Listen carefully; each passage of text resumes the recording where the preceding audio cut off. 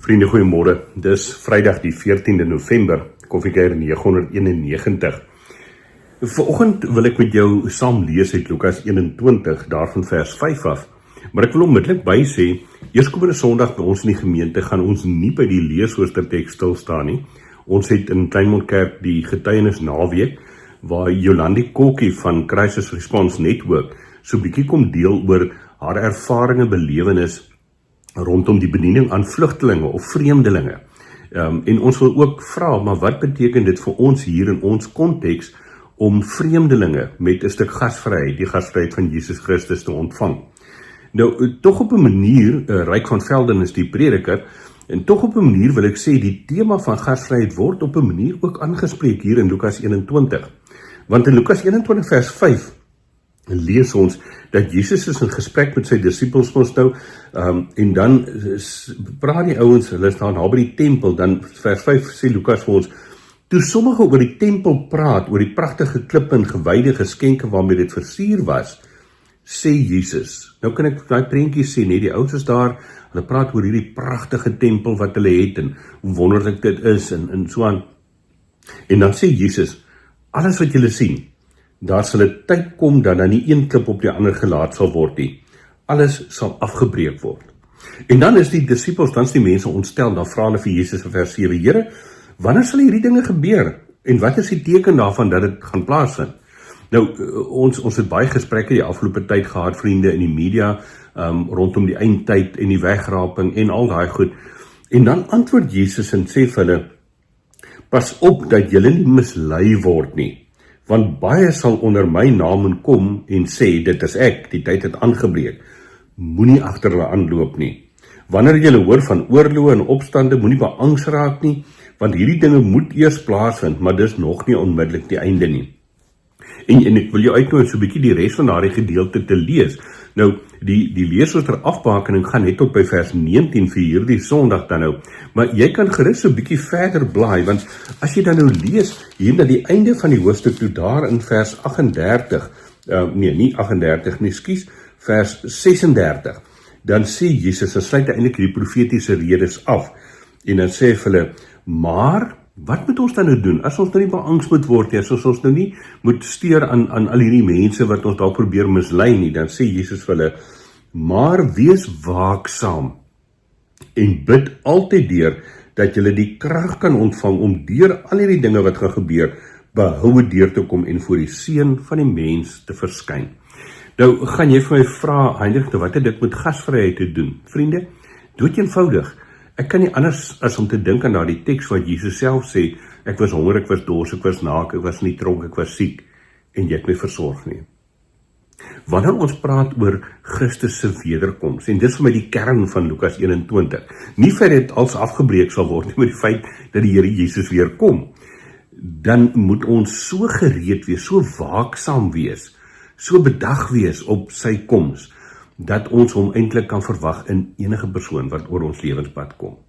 Die persoon wat in jou voordeur kom klop en vra vir 'n stukkie brood, die vreemdeling wat verward is en sê, weet nie hoe werk hierdie wêreld, hierdie omgewing, hierdie dorp met sy mense, die een wat siek is, die een wat, ek hoef seker nie verder te praat nie.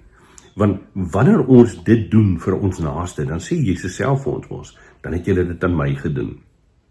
Nou, in hierdie tyd, in die einde van die kerklike jaar werk ons anders as die kalenderjaar, nie? Ons is nou hierdie Sondag en volgende Sondag en 23ste is die laaste Sondag van die kerklike jaar, dan gaan ons in Adventstyd in. Hierdie tyd van die kerklike jaar, wil 'n mens as het ware so 'n bietjie oor jou skouer terugkyk en sê, wat het hierdie afgelope jaar gebeur? Wat is die pad wat die Here met my geloop het, ook met ons as geloofsgemeenskap geloop het, met die wêreld geloop het? Wat het gebeur? Bietjie reflekteer oor al hierdie dinge. En ek dink, as jy nou vanoggend vir my sou vra, Heinrich, wat vat jy saam? Dan wil ek sê, vriende, deur die gebeure van die afgelope jaar, is ek maar net opnuut weer verstom in verwondering oor God se trou in ons lewens. Oor die feit dat ons die Here regtig kan vertrou, nie net met wat nou gebeur nie, maar wat môre en oormôre en in die toekoms gaan gebeur, soos wat hy getrou was deur al die jare heen. En in die lig daarvan wil ek dan hierdie gedeelte in Lukas 21 saamvat vir my, deur te sê, as ons dan nou kyk na die tempel, as ons kyk na die godsdienstige bakens wat ons oprig, met die krag en die genade van die Here natuurlik, ons kan dit nie op ons eie doen nie, dan mag ons nooit blind staar in die pragt en die praal daarvan nie. Want dit gaan oor die God wat ons aanbid in daardie plekke, in ons gemeentes, in ons selgroepe, by ons wijsbijeenkomste. Dit gaan nie oor die bijeenkomst, die ding as sulks nie. Dit gaan oor God. God wat ons aanbid. En hierdie God wat ek en jy aanbid, is die een wat sê, wees rustig, wees bedagsaam, ek kom weer. En vriende, dit gee vir my 'n ongelooflike stuk vrede hier aan die einde van die jaar om te kan sê, ek, met alles wat ek is, alles wat ek het, soos ook Koos gesing het, is in God se hande en daarom hoef ek nie bekommerd te wees oor allerlei doomsday prophets en gerugte wat ons hoef nie daaroor bekommerd te wees nie. Ons Christen gelowiges behoort aan die Here en hy is ons vesting. Daaroor hoef ons nie bekommerd te wees nie. En omdat ons dit kan doen, omdat ons dit kan glo, mag ek en jy uitreik met 'n hand van gasvryheid na hulle wat in moeilikheid sit, hulle wat vreemdelinge is, hulle wat swaar kry, hulle wat op die rand van die samelewing staan, om ook vir hulle iets van God se liefde te laat beleef. Jesus sê in vers 36, maar wees waaksaam en bid, ons gaan voor die seun van die mens verskyn. Wat 'n wonderlike stuk troos is dit nie vir my en vir jou nie. Kom ons bid saam. Here, baie dankie dat ons vanmôre ook in die deurmekaar van die lewe en in al die stories wat rondloop en die goed waaroor mense spekuleer en wonder en vra, dat ons vanuit die woord uit 'n stuk vrede kan vind om te sê, wees waaksaam, bid en vertrou my. Dankie dat ons dit mag doen en daarom is my gebed ook, Here, dat U vir ons sal help om met hierdie gesindheid uit te reik na almal wat oor ons lewenspad kom. Dat ons regtig mense sal raak sien vir wie hulle is. Mense sal raak sien soos wat U na hulle kyk, soos wat U ook na ons gekyk het. En daarom sal omgee en uitreik en mense se lewens net optel en verbeter. Geef ons die genade en die krag, Heilige Gees, om dit inderdaad te doen. Dankie dat ons deel mag wees van die koninkryk hier op aarde.